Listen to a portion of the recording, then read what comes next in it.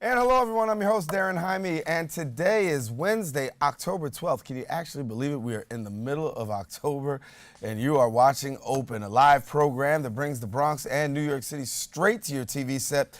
We want to encourage you to stay connected to us, and you can find out more about us at Twitter at BronxNet TV, and then you can also check us out on Facebook at Open BronxNet Television. Well, kicking the show off with some local updates, major crime is up in New York City Parks.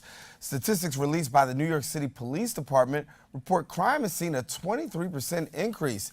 Now, here in our borough, the parks are reporting major crimes such as murder, rape, robbery, felony assault, burglary, and grand larceny.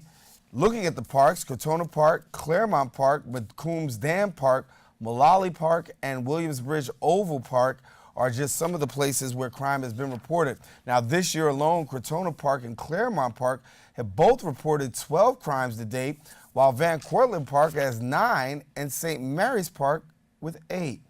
The New York City Police Department has posted its crime data for city parks online. You can go to newyorkcity.gov for more information. In other news, a dispute that has cost 2 principals and a district superintendent their jobs at a Bronx public school has a local assemblyman defending himself against claims of racial bias, sparking a lawsuit. State Assemblyman Jeffrey Dinowitz and other administrators have allegedly allowed hundreds of students who live outside of PS 24, also known as the Spuyten Duyvil School Dome, to enroll, causing major overcrowding.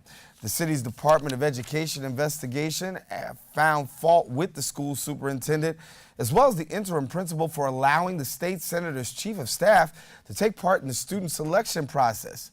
Now, while that went on, the school's assistant principal has now filed a complaint in federal court against the education department, claiming that the Assemblyman Dinowitz's real purpose was to prevent minorities and low-income children from being enrolled.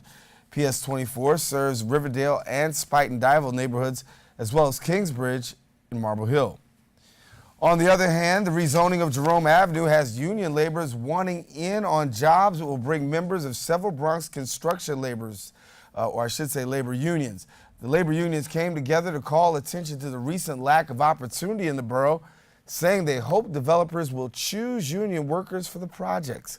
The zoning of Jerome Avenue from manufacturing to residential is said to bring about an increase of 3,250 residential units, 20% of those being affordable housing. In other news, a Bronx man is accusing odor eaters, the makers of the foot odor eliminating insoles, for allegedly false advertising.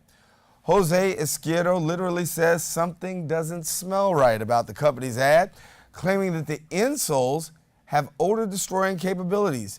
Izquierdo filed a suit in Brooklyn federal court, claiming the ads failed to disclose the fact that the insoles could not eliminate odor or kill the bacteria and fungi that cause the odor, and they completely reduce future odor or have little effect on existing odor.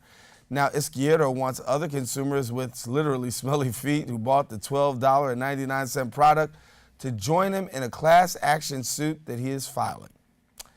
Well, local leaders came together to celebrate the life of Amadou Diallo, an unarmed 23-year-old Liberian-born student gunned down 17 years ago by police as he stood in the doorway of his Bronx apartment building. Our BronxNet reporter, Arlene Makoko, was there, and she brings us the story.